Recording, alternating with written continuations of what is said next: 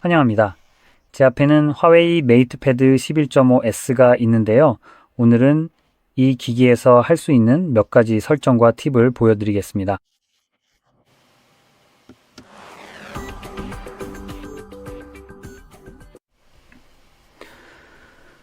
좋아요. 그럼 먼저 설정으로 들어가서 제가 찾아낸 기능들을 하나씩 살펴보겠습니다. 가장 먼저 살펴볼 것은 슈퍼 디바이스입니다. 이름이 좀 특이하긴 하지만 기본적으로 여러 화웨이 기기들을 연동해서 다양한 것들을 서로 공유할 수 있게 해주는 기능입니다. 애플이 자사 기기들에서 제공하는 기능과 매우 유사하거나 거의 복사한 수준인데요. 예를 들어 아시다시피 휴대폰으로 전화를 받다가 노트북에서 이어서 통화할 수 있는 식이죠. 아니면 휴대폰에서 무언가를 복사한 다음 붙여넣기를 노트북의 클립보드에서 할 수도 있습니다. 기본적으로 그것과 똑같은 기능이라고 보시면 됩니다. 물론 이 기능은 화웨이 기기들끼리만 작동합니다. 예를 들어 화웨이 태블릿과 델 노트북을 같이 사용하는 건 안 됩니다. 이런 경우에는 작동하지 않죠. 하지만 이 태블릿과 화웨이 노트북 같은 기기들이 있다면 이 기능을 쓸 수 있습니다.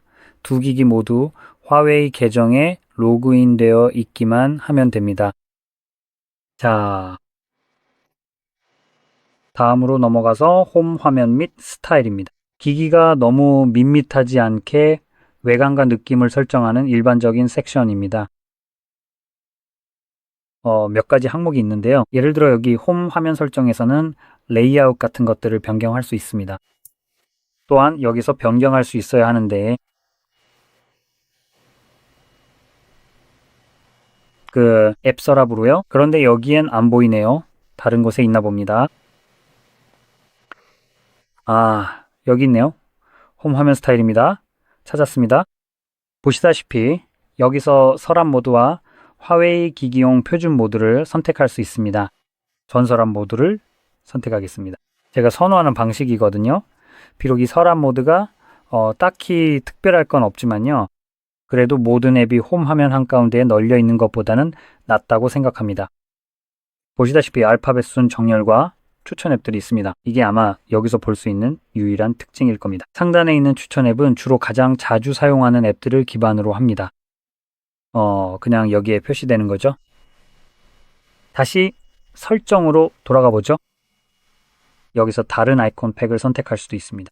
허용을 누르겠습니다. 네,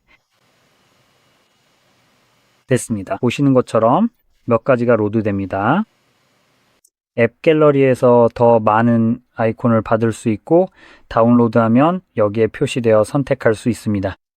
아이콘으로 홈 화면의 분위기를 아주 쉽고 멋지게 바꿀 수 있는 방법이죠.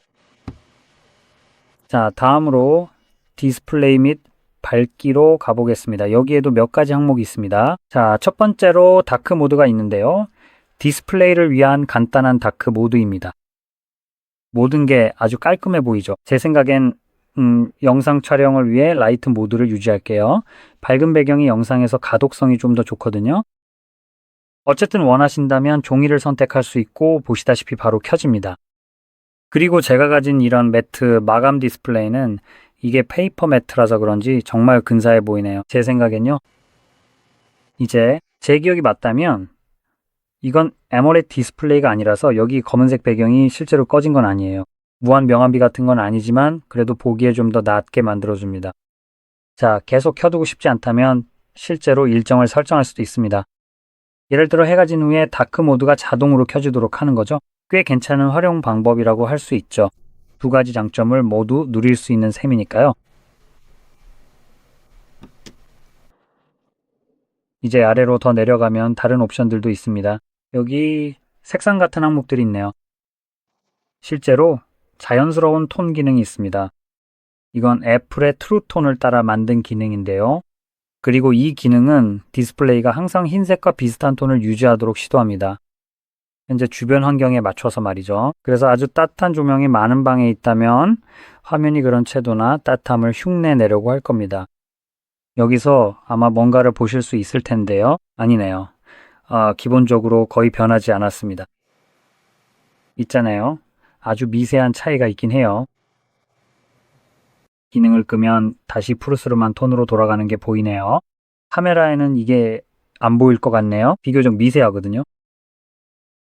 하지만 다시 말씀드리자면 방 조명에 따라 여러분의 경우에는 더 극적으로 보일 수도 있습니다. 자, 다음은 색상 모드 및 온도입니다. 여기서 디스플레이의 채도를 선택할 수 있습니다. 그리고 자연스러운 일반 또는 선명함이 있네요. 선명함이 채도가 더 높은 설정이죠. 이건 아주 명확하게 보입니다.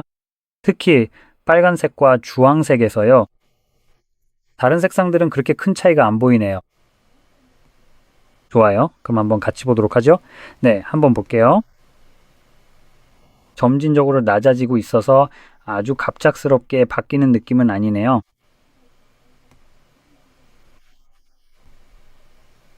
선명함으로 바꾸면 차이를 더 확실히 보여주려고 즉각적으로 전환됩니다. 그런데 끌 때는 즉시 돌아오지 않고 서서히 낮아지는데 좀 특이한 방식이네요. 어떤 색상이 더 강조되는지 확인하기가 좀 어렵네요. 하지만 선명함으로 바꿀 때 여기 색상들이 확 살아나는 게 보이고 보라색 계열도 그렇네요. 그 아래에는 색온도 설정도 있는데 왠지 모르게 활성화되어 있네요. 원래는 안 그래야 하거든요. 왜냐하면 저희가 자연스러운 톤을 선택했기 때문이죠. 그러면 자동으로 이 설정은 사용할 수 없어야 합니다. 그래서 도대체 무슨 일인지 모르겠네요. 대부분의 기기는 기본적으로 이 기능을 끕니다. 자연스러운 톤을 설정했으니 이 부분은 기본적으로 비활성화되어 있어야 하거든요. 하지만 이 기능을 켜지 않았을 때나 심지어 켰을 때도 왠지 모르게 색상을 직접 수정할 수 있습니다. 이렇게 극단적으로 움직여보면 색상의 차이를 확인하실 수 있습니다. 여기 있는 색상들이나 흰색에 가까운 부분들을 주의 깊게 봐주세요.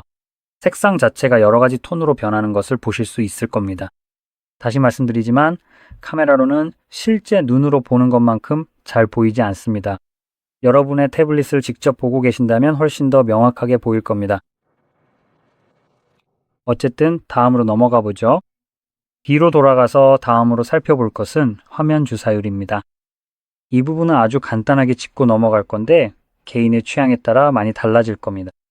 저는 가변 주사율을 선호하는 편이지만 높음과 일반 옵션도 선택할 수 있습니다. 사실 높음은 가변 주사율과 거의 같아서 이 둘은 기본적으로 동일하다고 보시면 됩니다. 최대 144Hz의 주사율로 부드러운 화면과 배터리 수명의 균형을 맞춥니다. 최대 주사율은 144Hz로 매우 부드러운 시각적 경험을 제공합니다. 똑같은 말을 다른 방식으로 표현하려고 챗GPT를 쓴 것 같긴 한데 핵심만 말하자면 둘 다 최대 144Hz까지 지원한다는 겁니다. 결국 똑같아요. 그러니 어떤 것을 선택하든 큰 상관은 없습니다. 중요한 건 초당 144프레임과 60프레임의 차이를 못 느끼신다면 60으로 설정하는 게 배터리가 더 오래 간다는 거죠.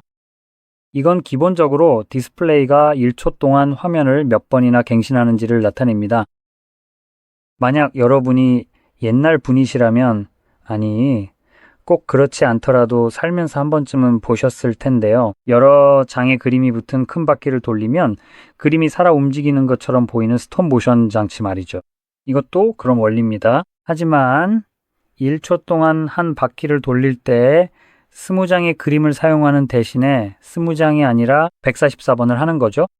그러니까 20장의 그림 대신 144장의 그림이 있다고 가정해 보세요. 그걸 1초 만에 빠르게 돌린다면 모든 움직임이 훨씬 더 부드럽고 생동감 있게 느껴지며 훨씬 보기 좋아질 겁니다. 하지만 말씀드렸듯이 이 두 모드의 차이를 잘 모르겠다면 이걸 활성화해서 쉽게 확인해 볼 수 있습니다. 이렇게 위아래로 스크롤하면서 움직일 때 텍스트가 어떻게 보이는지 특히 위아래로 움직일 때를 확인해 보세요. 그런 다음 60으로 바꾸고 다시 사실 이건 안 바뀌었네요. 이제 바뀌었습니다. 됐네요. 변경사항이 실제로 적용되려면 뒤로 가야 합니다. 그리고 똑같이 해보세요. 그러면 적어도 제 눈에는 훨씬 더 끊겨 보이고 덜 부드러운 걸 보실 수 있을 겁니다. 그래서 저는 가변 모드를 계속 쓰겠지만 말씀드렸듯이 이거는 사람마다 다릅니다. 차이가 느껴진다면 가변 모드를 쓰시겠지만 그렇지 않다면 60으로 두세요. 이렇게 하면 배터리 수명이 더 길어집니다. 그리고 당연히 이 두 모드의 차이를 모르겠다면 배터리 수명 차이는 확실히 느끼실 수 있을 겁니다. 어쨌든 넘어가서 이제 알림 및 상태 표시줄로 이동해 보겠습니다. 여기 상태 표시줄에 대해 구체적으로 이야기하고 싶네요. 별로 신경 쓰지 않는 잡다한 것들이 없는 아주 깔끔한 상태 표시줄을 만드는 옵션이 있습니다.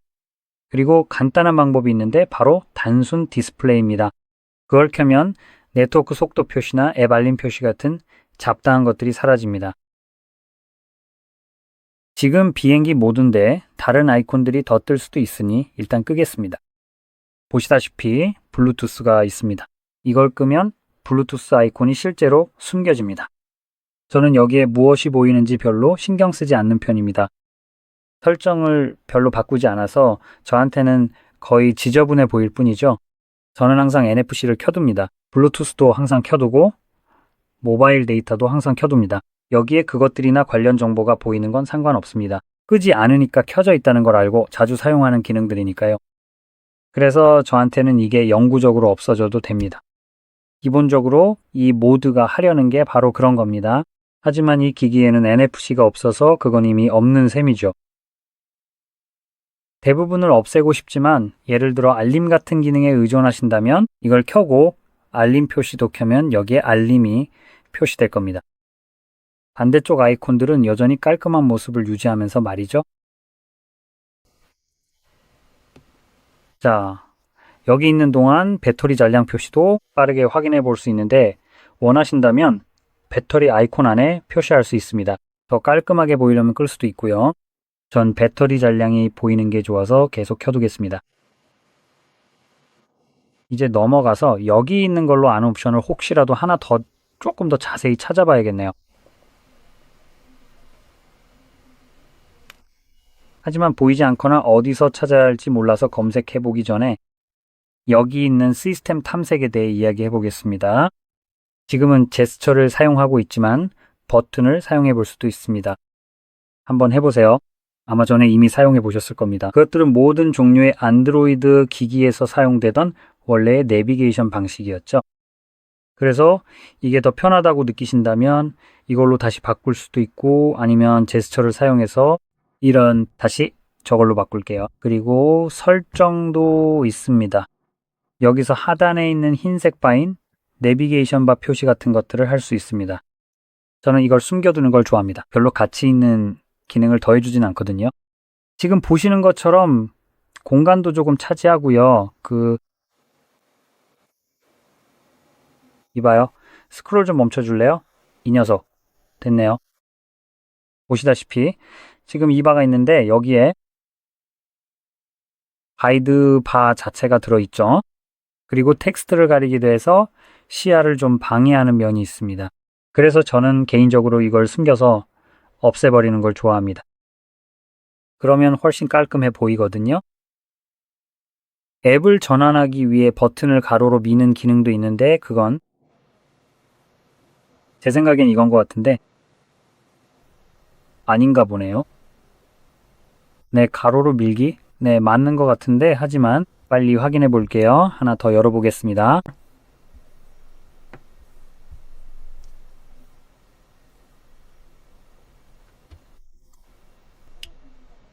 꺼져 있는데도 여전히 작동하는 걸 보니 이상하네요. 어쨌든요. 안타깝게도 여기에는 보통 있을 법한 제스처에 대한 추가 옵션이 전혀 없네요. 그래서 어쨌든 마지막으로 확인하고 싶은 건 모르겠네요. 바 상태 표시줄입니다. 아니네요. 아니에요. 측면에서 활성화할 수 있는 바가 있다는 건 아는데 솔직히 이름이 뭔지 전혀 모르겠어요. 그러니까 그냥 여기서 마무리하도록 하겠습니다. 아무튼 이게 제가 보여드리고 싶었던 전부입니다. 한 가지 더 보여드리고 싶었는데 찾을 수가 없네요. 어쨌든 이 영상이 도움이 되셨다면 좋아요와 구독 잊지 마시고 시청해 주셔서 감사합니다.